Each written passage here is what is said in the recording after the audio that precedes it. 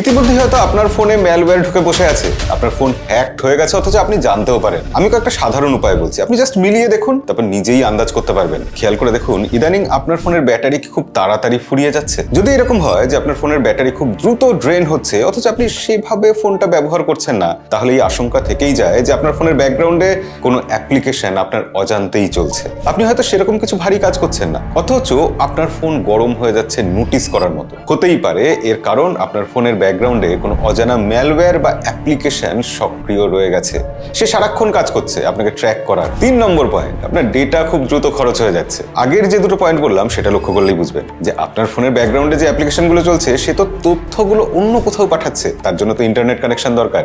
4 নম্বর point, আপনার ফোনে কি হঠাৎ বিজ্ঞাপন বেড়ে গেছে, পপ আপ আসছে, এটা কিন্তু ফোনে ম্যালওয়্যার থাকার একটা লক্ষণ হতে পারে। আপনার ফোনের লিস্টে কি এমন কোনো অ্যাপ্লিকেশন দেখছেন যেটা আপনি ইনস্টল করেছেন বলে মনে করতে পারছেন না, সাথে সাথে সেই অ্যাপ্লিকেশনটা আনইনস্টল করে দিন। হঠাৎ হ্যাং করে যায়, ল্যাগ করে সাধারণ কাজ করতে গেলে, তাহলে কারণ একটাই হতে পারে, ব্যাকগ্রাউন্ডে হয়তো কোনো ম্যালওয়্যার কাজ করছে। আপনার কল বা মেসেজ লিস্টে এমন কোনো অজানা নাম্বার দেখছেন যেটা আপনার খুব পরিচিত নয়, নিয়মিত অদ্ভুত মেসেজ পাচ্ছেন, এটাও কিন্তু একটা খুব বড় বিপদের সংকেত। আর সবশেষে একটা জরুরি কাজ করতে ভুলবেন না, এই ভিডিওটা আপনার প্রিয়জনদের সাথে শেয়ার করবেন যাতে তাদেরও একটু উপকার হয়।